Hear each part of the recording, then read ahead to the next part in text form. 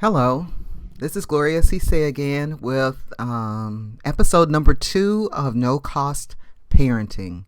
I hope that you're enjoying this. I hope that you get a lot from it and continue to watch these. So in this section, what we're going to do is talk a little bit about what I hope you will get out of it is your a better understanding of the benefits of this course, because last time I just introduced you to it, so this time I'm going to give you a little more meat. And remember, we are working with 12-minute intervals here. So we're going to talk a little bit about why it's important, and I'm going to add to that, and then I'm going to give you a brief introduction to choice theory. And there's another video on here about choice theory, and there's also a training if you ever decide you want to get some additional information.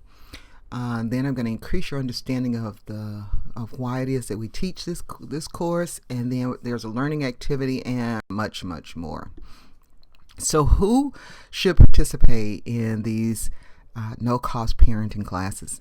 Anybody who's trying to raise a child could benefit from learning information about parenting. That could be new parents, it could be grandparents raising grandchildren, or other caregivers, other relatives who have had to take on the responsibility of raising children, caregivers in daycare centers, wherever, and even young people who are planning to become parents would benefit tremendously from learning something about what it is that this whole thing about parenting.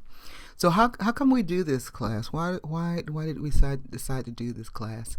And one of the explanations, the briefest explanation I can come up with, is that I've been a parent now. I think my oldest daughter is in her late 40s, and for a long time, so I've been a parent for a long time. I've co-parented in various ways many of my grandchildren, but I've also taught parenting class, and I have worked with parents who have children but have had problems in their parenting. And I've taken lots of trainings on how to help people to parent, as well as in these last few years focused on mental health from infancy, right? So there's a lot of information that's in textbooks that I think makes sense that we share with parents, because if parents don't have the information, how can they be more productive as parents or more successful at their parenting? I also have a desire to reduce the likelihood of childhood abuse, and I hope that having different information about parenting will help people to learn to reduce the forms of maltreatment. There are a lot of things also that are overlooked because nobody actually ever talked to us about it or modeled it for us. Sometimes it got modeled and sometimes it didn't, and in some families it's discussed, but not all families. It's also a wonderful way to build resilience. I think it's important to know that we're not born resilient. Well, in a sense we are, but in order to maintain our resilience, we have to have environmental supports, and we have to have additional information at all times that kind of helps us to maintain our resilience. We also want parents, and particular parents, to have an understanding of the how and why of human behavior. I'm a strong believer in the fact that if you know why it is that you're doing something, what is driving that behavior, not a myth, but some fact about what's driving your behavior, then you can analyze what it is you're doing and then do something different if you need to be. So, lots of times I get this question, why do I need a parenting class? People have been parenting since the beginning of time. And you're absolutely right. People have been parenting from the beginning of time, since the beginning of time. But what we've learned over time is that there were a lot of things that we did, or as parents, in ancient times that were appropriate and helpful, and they got us to where we are now. But now we have learned through science, through experience, through observation, that there are things that will actually make our parenting easier and better. Now, I'm not going to say it's not still the most important job you'll ever have, and it's the hardest job you'll ever have, especially if you're the person who is, taking care of a young person, another life from the time of conception. It's a very hard job. And so we all need to have additional information.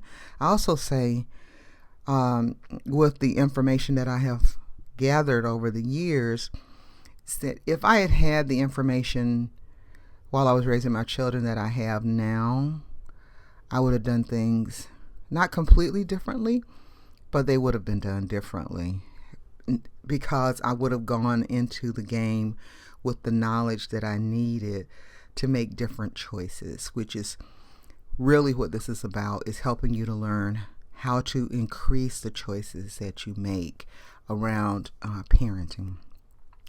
Bruce Perry said it in a conversation, one of his interviews that I watched, that there is a big gap between what we know and what we're doing as it relates to parenting and the mental health of children. So most of what we learn about parenting is what we watch our parents do, what we hear our parents say. And most of our parents, did an awesome job. They got us to the age of maturity. They've supported us. They taught us some really good things, but not all parents, right? Because if everybody did it perfectly, we would have, this kind of utopian kind of environment, which may never exist, but we can work towards having a place where there are fewer and fewer children who are abused in childhood, or even experience a significant number of adverse experiences during childhood. And that's another topic. We'll talk about that one later. But now I have this activity that I would like for you to do, and it's a 5, 4, 3, 2, 1 activity, and it's a variation of a grounding technique that is used a lot in therapy. But I would like for you, and if you're looking at my parenting book, How to Avoid Raising Crazy Kids, I ask you to do 10 of these things. But anyway, what I'd like for you to do is think about 5 things you remember hearing your parents say when you were growing up. Just jot those 5 things down. You can do it now or you can do it later. 4 things you remember seeing them do. 3 things you did with them. 2 emotions you felt when you were with your parents. And 1 thing you really like about yourself. It's just some information, so I want you to jot it down and hold on to it. The key to much of what it is that we do in life and our success as far as our mental health is concerned is relationships. And in this training, we're going to talk a lot about relationship building, right? We are going to talk about, families are like a tool of socialization, and how we can really improve on how families help children learn to develop relationships. So we're going to learn to talk to kids and to ask people how they're feeling, not just how you're doing, but how are you feeling? What are you thinking? And what are you doing to take care of yourself? We're going to learn a lot of new stuff in here. Choice theory. All of this is based in some way on choice theory and reality therapy, of course. But in choice theory, and if you'll look at another video that I have, you'll get a little more explanation about choice theory. But it was developed by William Glasser. There are 5 basic needs that we're all trying to meet at all times according to the theory, and they are the need for survival, power, love and belonging, freedom, and fun. There are 10 principles, one of which is that the only person's behavior I can control is my own. I really like that one. And then the key is that all long-lasting psychological problems are relationship problems. So if you just kind of hold on to that, that's really critical in all of this training that we do, is that we understand the significance of relationships, the environment, right, that we raise children in, and their long-term mental health. We're trying to reduce the likelihood of adverse childhood experiences. And then we're going to learn to use, Glasser taught this idea called the solving circle, which is a way to resolve conflict without using violence. And I will teach you all how to do that at a later date. So the book that I wrote on parenting is called How to Avoid Raising Crazy Kids. And I already told you all about why I chose that title. It's kind of provocative. But so the idea was to draw attention to the book so that we could start to talk about how to parent differently.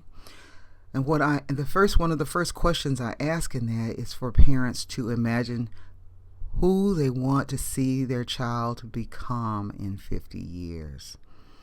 50 years sounds like a long time, but it's very important that we think about what we want our kids to be in 50 years. And then the second most important thing is, how are we going to get them there? How are we going to help get them there? Because we can't do it on our own, right? All we can do is support them from beginning to end.